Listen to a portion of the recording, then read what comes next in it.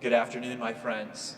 I'm coming to you from the parish church where this weekend we are celebrating the Feast of Corpus Christi, the Feast of the Sacrament of Love, Jesus, who is the one who unites us in faith. And this feast has a particular meaning and significance to me because it was 7 years ago on the Feast of Corpus Christi that I preached my very first public homily after I was ordained a deacon. And indeed, 6 years ago on the same Feast of Corpus Christi is when I celebrated my first Mass as a newly ordained priest. I hope you can join us here in the parish church this weekend for our celebration. A reminder that tomorrow after the 8 a.m. Mass, we will have a Eucharistic Corpus Christi procession from the parish church around the cemetery and back into the church today. I just wanted to take a couple of minutes, if I could, to update all of us on some of the recent activities here in our church, kind of where we've been, where we're at, and where we're going through this whole crazy period of pandemic and coronavirus, which has so greatly affected and really altered every single one of our lives. First of all, I'm happy to report that our reopening for the celebration of public masses 2 weeks ago has gone so well. And we're just so grateful for all those who continue to make it possible, especially our volunteers who help to clean the church after each Mass. 2 weekends ago, we were happy to report we had 157 parishioners who came over the course of the weekend, and last weekend we had 170. If you're thinking about, which Mass, maybe if you're thinking about dipping your toe back in, if you feel comfortable and safe, our 5 o'clock Sunday Mass, which is a new Mass that we've started to offer this summer, may be a Mass you might want to consider. We had about 12 people the first week and about 15 last week. So that's the smallest of our weekend Masses, the 8 o'clock on Saturday morning being our largest. I'd like to just take a moment, if I could, to recap again kind of where we're at. As we all know, in the beginning of March, we were hit with this coronavirus pandemic.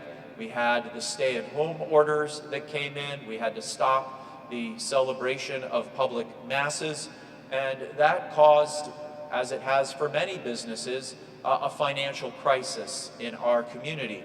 A financial crisis because we had no savings account. We had no rainy day fund. As a parish, we have for many years now been living as a family might do, from paycheck to paycheck. So when this financial crisis hit us, it hit us very hard, much more than some of our neighboring parishes. So right off the bat, we recognized that we were going to run out of money after just 2 payrolls. The payroll to cover our teachers and our school and our staff. We only had enough money in the bank really to cover 2 payrolls. And so we recognized very quickly the need, as any family would that was hit with a financial crisis. We would need to freeze all unnecessary expenses and begin to cut wherever we could. And we also recognized that we were going to have to borrow money in order to cover our monthly mortgage payment. This required also determining who we were going to have to furlough, who we were going to have to lay off, and who we were going to have to reduce in hours. Very, very difficult decisions. And as your pastor, I recognized also the importance that our teachers and our employees have, that their jobs here, what they do for us, not only in providing value to our community, but these are also a means of sustenance, a means of living for their own families. So recognizing the catastrophic nature of the situation that we were in, and knowing that we needed to make some moves very quickly, including making the decision on whether or not we were going to be able to open our school in the fall of this year, I needed to move very quickly, and so I called together the chairs of our 3 councils, our finance council, our parish council, and our school advisory board, to assist me and in notifying them of some of the very, very difficult decisions that we were going to need to make in order to prevent from going into bankruptcy, from becoming insolvent. So my letter after Easter kind of it was intended to share with you some of those realities, some of those circumstances that we were facing. What I'd like to do is just update you kind of where we are today, and also maybe to elaborate on some things that I was not able to elaborate on in that letter. First of all, we did apply. It took us 3 banks to get it, but we did apply for and did receive the Payroll Protection Program loan money from the federal government. Of course, we were not qualified originally, and so the lawyers from the United States Conference of Catholic Bishops, along with our lawyers, were able to convince the administration to change the rules to the Small Business Administration so we could actually qualify for that money. So all nonprofits and religious entities would be able to qualify for that money. And so after having applied on April 10th, which I think was Good Friday, at the end of April, we actually were able to receive that money. And we were able to bring back our staff, our teachers, our employees who had either been laid off or furloughed or had reductions in hours. So we're very grateful for that, and that money will continue to provide for us and be a bridge for us financially until about the first week of July, when that money then will have been spent. And we are spending it in accordance with the policies the government has laid out. So hopefully that loan, instead of having to be repaid back, will convert into a grant, in which case then we will not have to pay that money back. We did, however, have to borrow money from the Archdiocese to cover our monthly mortgage payment in April and May. We borrowed $33,000 in order to cover those 2 monthly mortgage payments because we simply did not have the cash. We had no reserves to turn to. We will, at some point, have to pay that money back to the Archdiocese, and we are very grateful for them and for their generosity in being able to assist us in that time. They've also helped us by postponing the assessments that we would normally pay from our monthly offertory. We've not had to pay those assessments these last several months. So we are very grateful for the assistance that the Archdiocese is providing to us in this time of our financial need. We also had to make a couple of decisions again regarding the school. In order to close a school or announce the closing of a school for the following fall, you actually need to make that announcement fairly early on in the spring. And I had been in conversation with the Catholic Schools Office on what that might look like if we decided that we were just financially not going to be able to open the school. But we have been working with the School Advisory Board on a plan, on a path for our school. And one of the key metrics is that the school has, and I've communicated this to the advisory board and Mrs. Thompson, our principal, as well, and all of our teachers and parents, that the school has a goal of reaching 125 students for their enrollment within 2 years. And that if they're not able to reach that enrollment, then we will have to look very hard at closing the school, because the parish cannot continue to support the school financially at the level it has been for these past several years. I know there's a long history in this parish. I've learned a lot more in the last month or two about the history of the school and the relationship to the parish and the needs and so on. I understand it's a long history. There's the camp of those who want to close the school. There's always the camp of those who want to keep it open. It happens in every parish that has a school and in which financial situation is tight. I appreciate that. But we also want to give our school the opportunity to meet this goal, and I am confident with the commitment of those on the school advisory board, with our parents and teachers and our principal, that we want to give them the opportunity to meet this goal. And hopefully, and we pray to God that we can. Opening up a pre-K3 program this fall is part of that goal of increasing our enrollment and starting to expand that pipeline into the school. If it turns out at the end of the day that we just, for all the different reasons in this community, demographics and otherwise, that it's not possible, well then we'll make that difficult decision. But we at least want to give them this opportunity this year and next to try to do so. So we made the decision to reopen the school this fall. The other issue that's really important to us is our mortgage. Our mortgage, of course, for this beautiful parish church was constructed 10 years ago, and it is a 10-year mortgage, and we were on a path before this pandemic hit. We were on a path. We were going to have fundraisers, we were going to have a big gala this fall, and we were going to have all kinds of neat events to raise the money to finish paying that mortgage off and be done with it and to be debt-free and debt-clear. Unfortunately, with the hit of the pandemic, that's changed everything. We're not able to have our fundraisers. We're not able to have our gala now in the fall. But we are working with the Archdiocese to try to restructure the mortgage in a way that will be affordable to us and yet not prolong it so far into the distant future that it's a debt obligation that will continue to weigh on us. Because of the way we're structured in the Archdiocese, kind of legally, we do not just take out loans from the bank on our own. It goes through the credit facility of the Archdiocese. So we work with them, and they work with us and the bank on creating something that will be sustainable for us. So we're still waiting to hear what the options are going to be for us on the mortgage, and as soon as we receive them, I will be presenting them to the Finance Council for their consideration, for their advice and recommendations, and then we'll make a decision. And as soon as we have, we'll be sure to communicate that with our parish family. And then lastly, and I, again, just appreciate your time listening to me here, I just want to talk about our beloved sisters.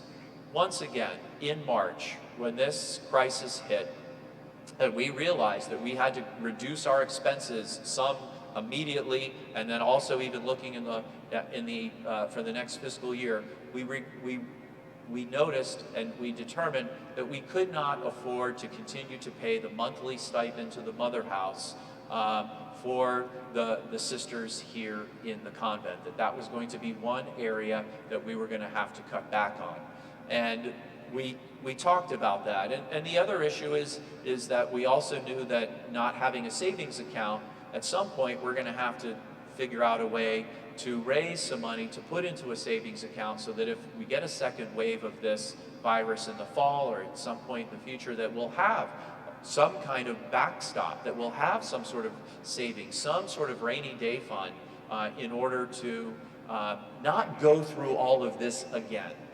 Because this has been, for me, the most difficult period in my professional life or my life as a priest. It's never easy when you have to think about who you're going to lay off, who you're going to cut back in hours, who you might have to eliminate their positions. It's never easy. And I know that anybody who's ever managed a staff knows that these are some of the most difficult decisions. But the parish is the prime importance. The parish cannot fail. The parish and the celebration of the sacraments is the reason we exist. So in March, recognizing these difficulties and not really knowing what the future was going to hold, we had to make the very difficult decision and talking with the sisters that we will not as a parish be able to afford to have their services here anymore. That was never the plan at the beginning of the year. Nobody was ever going to have that kind of a discussion. And so we had that conversation, and I shared that in the letter, and then Sister Paula shared the sister's response in the bulletin the week after. Subsequent to that, there was a proposal that was made that perhaps if we could afford to just take care of the utilities in the convent, that maybe 2 of the sisters would like to stay here in our community. And I was completely open to that recommendation, and I shared and left that decision, though, up to the sisters. Because one of the things that happened as this virus continued, more restrictions were placed on our ministries. To the point, for example, right now, only the priests are allowed to bring communion to anybody who is in our nursing homes, our hospitals, or our homebound. Not even our deacons are allowed to do that right now. And in fact, I can't even go into the hospital. And I've only been allowed in the nursing home once because of someone who is in danger of death. And so as the April kind of went on and we came into May, we've also seen that our ability to minister has changed. And so I think that in recognizing the change in the ministry, and we don't know how long this is going to go on, the recognition was made that there would not be much for the sisters to be able to do here. But I've left that decision with them, and on the Wednesday after Memorial Day, on a very beautiful Wednesday morning, talking with Sister Paula, she indicated to me that the sisters have decided that there is ministry, there is things that they can do back in their home state of Kentucky, and that they've made the decision that that's what they will do when they leave after this summer. So I just wanted to kind of share that with everybody. I know there is some concern among some folks about the timing of things. When these decisions were made also in March, we were getting ready in April, getting ready to celebrate Holy Week and the Easter season, and we wanted people to have a joyful experience of Easter in the midst of all the craziness of this pandemic. So, you know, there wasn't any secret backroom deals or things like that going on. It was all done really with the intention of the good of the parish, in terms of wanting people to celebrate Easter joyfully, to celebrate the gift of our risen Lord, and to be able then afterwards to come back together and share, hey, this is the difficulties we're in, here are some of the early decisions that have to be made, and so on. Where do we stand now? We're going to have a beautiful Mass of Thanksgiving here on Wednesday. Last Tuesday, Bishop Fisher graciously took the time to come down from his busy assignments and duties as an auxiliary here in Washington. We were able to share a wonderful day together. We spent a beautiful hour, a little more than an hour, with the sisters outside on a beautiful day. I actually got sunburned, already peeled from it. Just to recognize the gifts and the contributions that they've made to our community and really throughout the Archdiocese. Sister Grace shared with us, and she had put together all the places that the Sisters of Divine Providence have served in the Archdiocese of Washington and Baltimore in so many different capacities through the year. So just a beautiful gesture of thanksgiving. And so we're going to have a Mass of Thanksgiving here on Wednesday at 11 a.m. We're planning to have it in the parish church. The weather forecast doesn't look good for Wednesday. We're going to have it here in the parish church. And the sisters at that time as well, after the Mass, we'll have a guest homilist, a surprise homilist. And I guess I could go ahead and announce now, Father Mike is going to come and be our homilist. I invited him to come. He's had more time here, certainly, and experience with the sisters, and I thought it would be a beautiful gesture. And so he's agreed to come and be our homilist on Wednesday. And we'll just really give thanks to God for the gift of their friendship and their ministry here in our community. Moving forward, we are working right now on our budget, different scenarios on the school budget and the parish budget.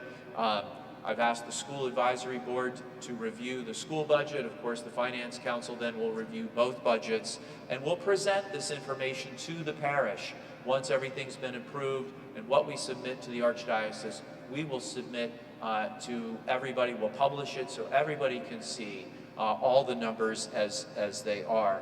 And then I'm going to, at the end of summer, look for some volunteers to form a task force to review some of our assets, our real estate assets, to see what is the best use of them and how can we use them to help generate some money that we're going to need to really begin this savings account, this rainy day fund, to be a backstop for us, so that when this circumstance or these kinds of circumstances come up again, that we're much better prepared, so that we don't immediately have to go into crisis mode, that we will actually have some breathing room to be able to make decisions together on what needs to be done.